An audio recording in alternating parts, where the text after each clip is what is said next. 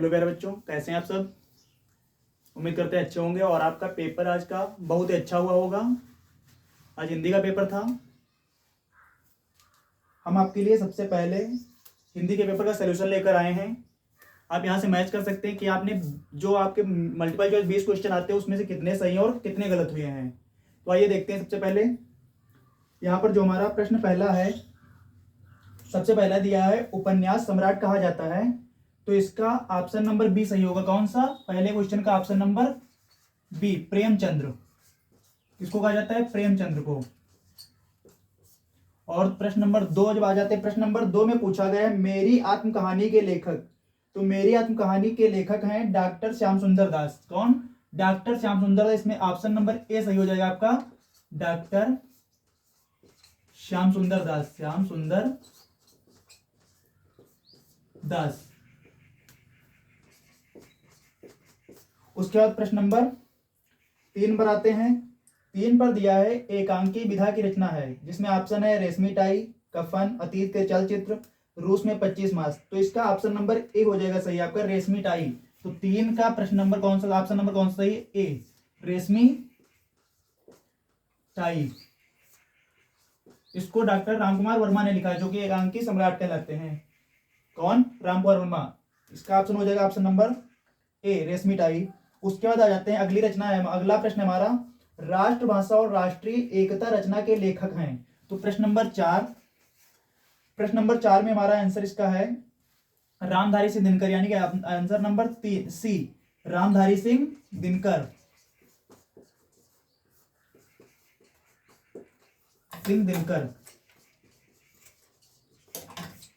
प्रश्न नंबर 4 का option number C सही है। उसके बाद आ जाते हैं प्रश्न नंबर 5 पर। यहां पर कुछ रचनाएं दी हैं और कुछ लेखक के नाम दिए हैं, जिसको मिलान करना है। तो दिया है चिंतामणि, बापू के कदमों में, बिखरे पन्ने और विज्ञान की विभूतियां। लेखक में पद्मलाल पुन्नालाल बख्शी, जयप्रकाश भारती, रामचंद्र शुक्ल और डॉक्टर राजेंद्र प्रसाद। तो जो चिंतामणि है, चिंतामणि का हो जाएगा 3 नंबर में, मतलब रामचंद्र शुक्ल। बापू के कदमों में, इसको लिखा डॉक्टर राजेंद्र प्रसाद ने। फिर बिखरे पन्ने लिखा है पद्मलाल पुन्नालाल बख्शी ने। और विज्ञान की विभूतियां लिखा है जयप्रकाश भारती ने। तो यहां पर ऑप्शन नंबर आपका हो जाएगा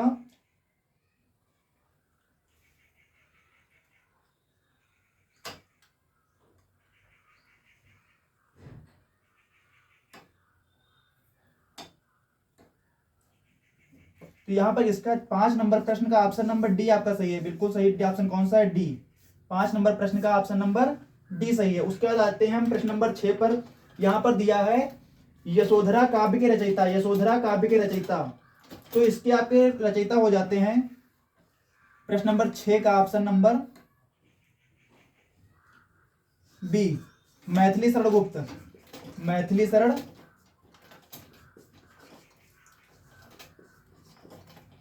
गुप्त। उसके बाद प्रश्न नंबर 7 है, सूरदास की रचना है। तो सूरदास की रचना आप सभी को पता है क्या है? साहित्य लहरी। इसका ऑप्शन नंबर ए, साहित्य लहरी। उसके बाद अगला प्रश्न है प्रश्न नंबर 8। प्रश्न नंबर 8 में पूछा गया है रीति काल में दोहा छंद में गागर में सागर की उक्त को चरितार्थ करने वाले कवि। तो इसका आंसर हो जाएगा ऑप्शन नंबर सी, जो कि है बिहारी लाल।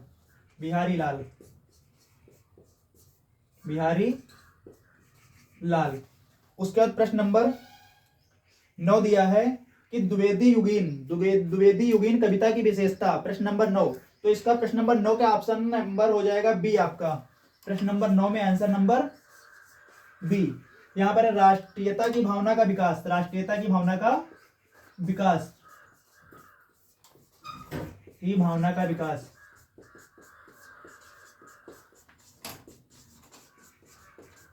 ऑप्शन नंबर बी हो जाएगा। 9 नंबर प्रश्न का ऑप्शन नंबर बी। उसके बाद आते हैं प्रश्न नंबर 10 में। प्रश्न नंबर 10 में पूछा गया नई कविता के आरंभ का समय माना जाता है। तो नई कविता के आरंभ का समय आपका माना जाता है ऑप्शन नंबर डी। प्रश्न नंबर 10 का ऑप्शन नंबर डी, 1951 से 1951 ईस्वी। जो कि इसकी निर्धारित समय सीमा क्या है, 1950 से 1954 के मध्य मानी जाती है। तो यहाँ पर आपका एक ही ऑप्शन मिल रहा है, 1950 से 1954 के मध्य 1951। तो ऑप्शन नंबर इसका डी सही है। उसके बाद आता है प्रश्न नंबर 11। प्रश्न नंबर 11 में पूछा गया है कि देख सुदामा की दीन दशा, करुणा करके करुणा निधि रोए, पानी परात को हाथ छुओ नहीं, नैनन के जल तक धोए। यहां पर आपका रस पूछा जाता तो यहां पर रस आपका है करुण रस, ऑप्शन नंबर बी करुण रस, करुण रस। उसके बाद प्रश्न नंबर 12 पे आते हैं। प्रश्न नंबर 12 में दिया गया तन मन वचन मोर धनु साचा, रघुपति पद सरोज चितुराचा। यहां पर आपसे अलंकार पूछा गया है, तो यहां पर आपका अलंकार हो जाएगा, यहां पर आपका अनुप्रास और रूपक दोनों अलंकार हैं। तो अनुप्रास अलंकार का एग्जाम्पल यहां पर नहीं है, तो यहां पर हो जाएगा आपका रूपक अलंकार, option number D, option number D रूपक अलंकार, रूपक अलंकार। उसके बाद प्रश्न नंबर 13 पर आते हैं। प्रश्न नंबर 13, इसमें पूछा गया अर्ध सम्मात्रिक छंद है, अर्ध सम्मात्रिक छंद, तो ये होता है आपका सोरठा, option number B, option number B सोरठा। उसके बाद प्रश्न नंबर 14, प्रश्न नंबर 14 में पूछा गया उपग्रह में प्रयुक्त उपसर्ग, उपग्रह में प्रयुक्त उपसर्ग, तो इसका ऑप्शन नंबर हो जाएगा सी, क्योंकि उपसर्ग यहां पर उप है, तो ऑप्शन नंबर सी, आंसर क्या हो जाएगा उप। प्रश्न नंबर 15, प्रश्न नंबर 15 में दिया गया है निम्न में से किस पद में बहुव्रीहि समास है। तो पहला पद तुम्हारा चौराहा है, तो यहां पर तो द्विगु समास हो जाएगा, नील गाय, यहां पर कर्मधारय समास है। फिर प्रतिदिन, प्रतिदिन में आपका अव्ययभाव समास हो सकता है।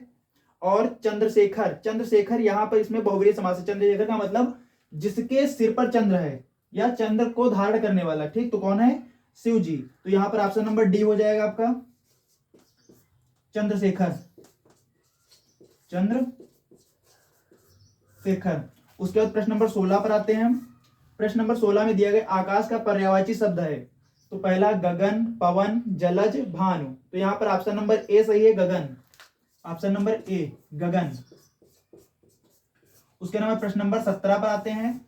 प्रश्न नंबर 17 में दिया है युष्मद शब्द के प्रथमा विभक्ति बहुवचन का रूप, तो तुम नहीं है, युवा नहीं है, यहां पर ऑप्शन नंबर सी हो जाएगा, ऑप्शन नंबर सी यूयम हो जाएगा। प्रश्न नंबर, फिर आते हैं हम 18 पर, प्रश्न नंबर 18 पर। तो प्रश्न नंबर 18 पूछा गया है अरे वाह, फिर विस्मयादि बोधक चिन्ह का है यूज हुआ है, फिर कितना मोहक दृश्य है, उपयुक्त वाक्य किस प्रकार का है। तो ऑप्शन पहला है साधारण वाक्य, दूसरा प्रश्नवाचक वाक्य, तीसरा विस्मयादि बोधक वाक्य। तो यहाँ पर विस्मयादि बोधक चिन्ह ऐसे लगता है, तो यहाँ पर ये चिन्ह यूज हुआ है, तो यहाँ पर कौन सा हो जाएगा, ऑप्शन नंबर बी विस्मयादि बोधक, विस्मयादि बोधक, विस्मयादि बोधक। उसके बाद आते हैं प्रश्न नंबर हम 19 पर। प्रश्न नंबर 19 में बोला गया है मंजरी मधुर गीत गाती है, मंजरी मधुर गीत गाती है, उपयुक्त वाक्य में वाच्य का भेद, तो कृतवाच्य, कर्मवाच्य, भाववाच्य, तो यहां पर हो जाएगा कृतवाच्य, क्योंकि मंजरी गीत गाती, कौन गीत गाता है, मंजरी, तो यहां पर हो जाएगा कृतवाच्य, ऑप्शन नंबर ए कृतवाच्य। उसके बाद प्रश्न नंबर हम 20 पर आ जाते हैं। यहां पर बोला गया संख्यावाचक विशेषण कितने प्रकार के होते हैं। तो संख्यावाचक जो विशेषण होते हैं तुम्हारे, वो होते हैं दो प्रकार के, एक होता है निश्चित संख्यावाचक विशेषण और दूसरा होता है अनिश्चित संख्यावाचक विशेषण। तो यहां पर आपका ऑप्शन नंबर सी हो जाता है 2। तो ये हो गए आपके 20 प्रश्न जो मल्टीपल चॉइस आते हैं उनके हल। उम्मीद करते हैं आप लोगों ने बहुत ही अच्छे किए होंगे। इसको आप मैच करके जो आपका स्कोर होता है वो कमेंट में बताएं। इन प्रश्नों को मैच कर लें और 20 प्रश्नों में जो आपका स्कोर हो रहा है उसको आप कमेंट में मुझे बताएं। और बाकी पेपर बहुत ही आसान नहीं बोल सकते, लेकिन मॉडरेट था, इजी और कठिन दोनों मिक्स थे। Thank you.